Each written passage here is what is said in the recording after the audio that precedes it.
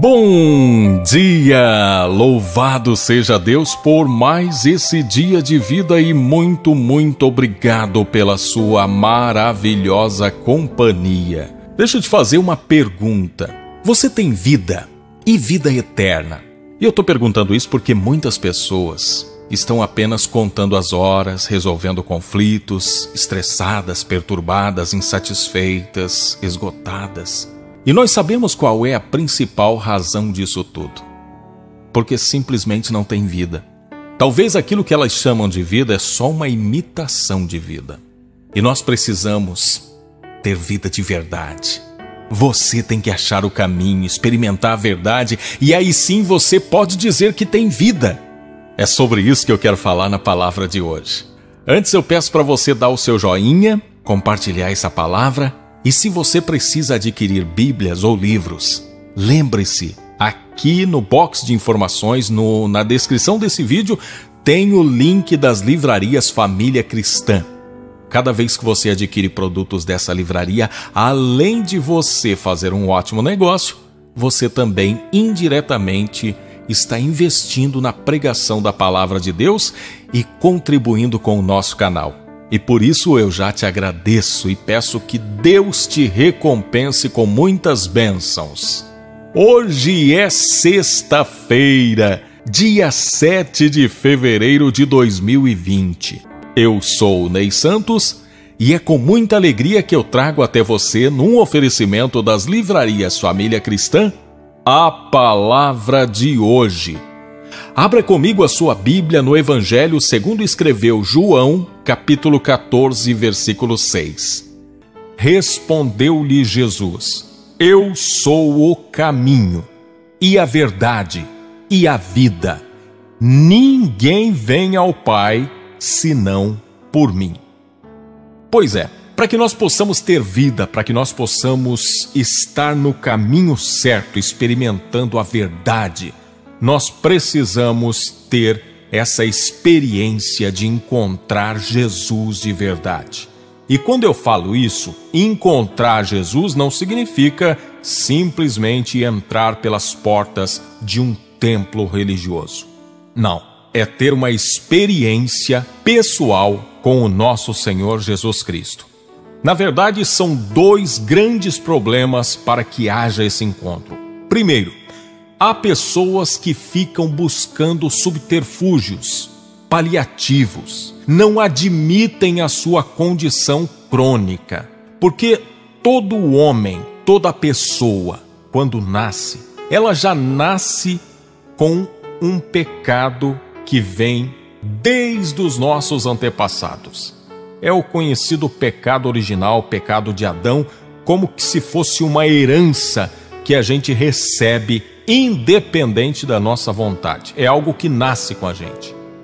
Bom, aí a gente tem um período de inocência, onde a gente consegue ter vida, ter alegria, a gente consegue ter uma vida mais leve, espontânea, feliz. Mas esse é o período da inocência. Logo que esse período passa e ele vai embora junto com a nossa infância, a gente começa a experimentar de uma condição de pecado. É onde a gente começa a querer fazer não aquilo que nos dizem que é certo, que é bom, não aquilo que a Bíblia orienta, mas a gente quer obedecer aos nossos impulsos, aos nossos desejos, e na maioria das vezes nós somos levados por caminhos de destruição. E aí a gente passa a viver uma vida doente, uma vida na condição de pecado. A gente está vivendo uma vida doente. E a gente precisa ser curado, mas isso não acontece por meio de um simples comprimido, não dá para ser uma dosezinha de um medicamento, não, a gente precisa ir para a mesa de cirurgia, para as mãos do médico dos médicos, o Senhor dos senhores, é aquele que vai fazer uma cirurgia, arrancando de nós o coração de pedra, esse coração que não tem sensibilidade a Deus, que não consegue ter harmonia e se comunicar saudavelmente com Deus. Ele vai arrancar esse coração e colocar um coração de carne. Se você se encontra numa condição assim ou conhece alguém que está numa condição assim, perceba que são dois problemas. O primeiro problema é a pessoa aceitar que ela está doente, que não é uma doença comum, não é uma febrezinha que você dá ali um antitérmico e resolve, não. A doença do pecado é uma doença crônica. A pessoa na condição de pecado, ela está vivendo separada de Deus e com um destino certo, o inferno. Se o homem morre numa condição de pecado, o destino dele, segundo a Bíblia, é o inferno. Mas ele tem a oportunidade de simplesmente sair fora dessa rota que o leva à destruição. É ele ter esse encontro com Jesus. É receber Jesus. É se colocar na mão daquele que pode nos tirar de um caminho de destruição e nos colocar no caminho da salvação. O primeiro grande problema é a gente admitir que está doente e precisa do médico. O segundo problema é quando o doente reconhece a sua doença e há pessoas colocando obstáculos no caminho que leva ao médico. Tem uns que não põem obstáculos, tem uns que colocam pedágio e começam a cobrar o acesso ao médico. E tem outros que dizem que não, você não consegue chegar ao médico sozinho. É preciso que eu te conduza até ele. Eu é que sei o caminho das pedras. Eu é que posso fazer a ponte. Eu é que posso ser o seu guia. Mas olha, isso não faz parte da realidade da nova e eterna aliança. Jesus Cristo é o sumo sacerdote, o caminho. Ninguém pode se colocar entre você e Deus a não ser Jesus. E a prova disso está no Evangelho de Mateus, capítulo 27, versículos 50 e 51. Fala dos momentos finais de Jesus no alto da cruz. Depois de ter bradado novamente em alta voz, Jesus entregou o Espírito. Naquele momento, o véu do santuário rasgou-se em duas partes, de alto a baixo. A terra tremeu e as rochas se partiram. Preste atenção na parte que diz: o véu do santuário rasgou-se em duas partes, de alto a baixo.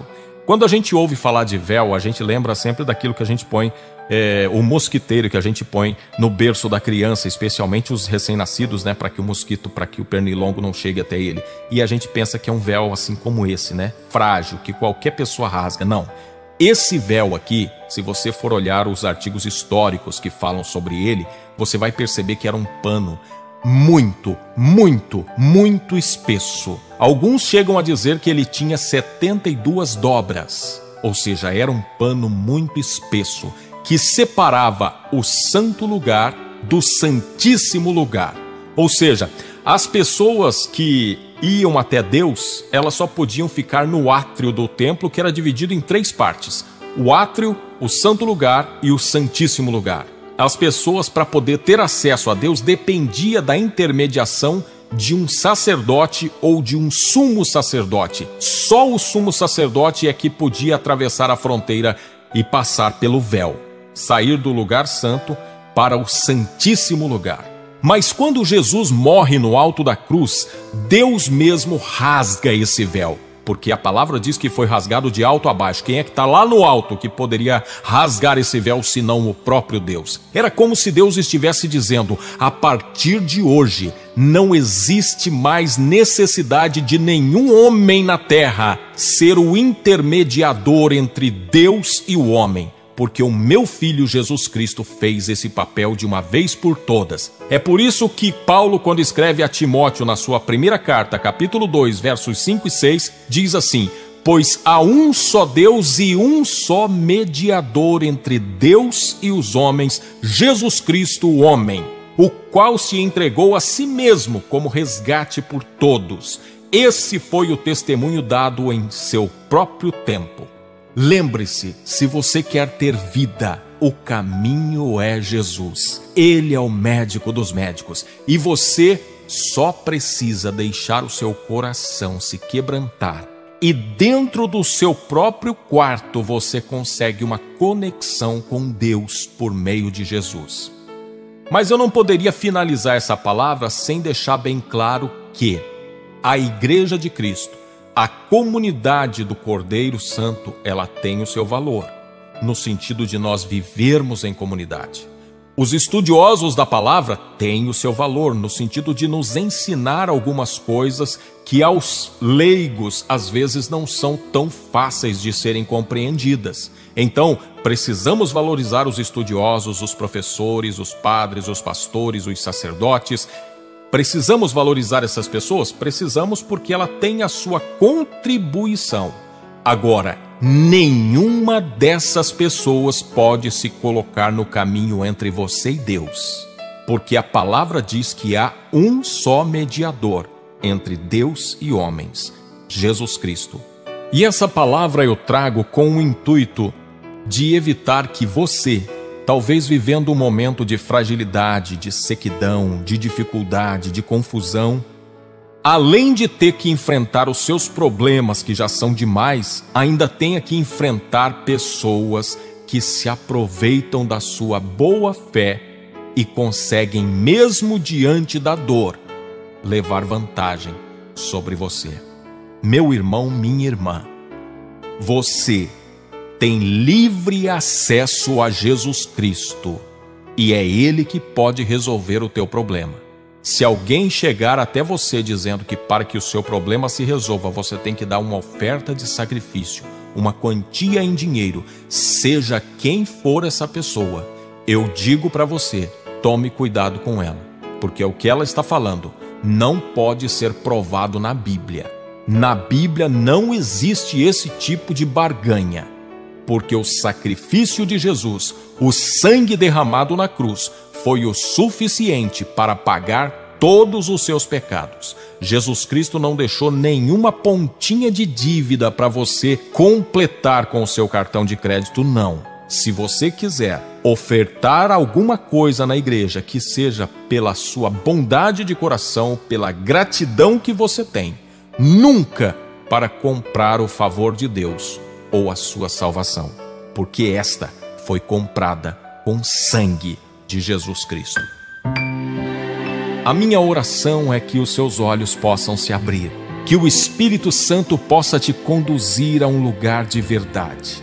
Meu Deus, abre os olhos do teu povo, faça com que a tua igreja reconheça o sacrifício de Jesus como algo suficiente para arrancá-la das garras de Satanás, da vida desgraçada, e colocá-la diante do Senhor, numa vida cheia de graça, de bondade, de harmonia, de paz, de realização.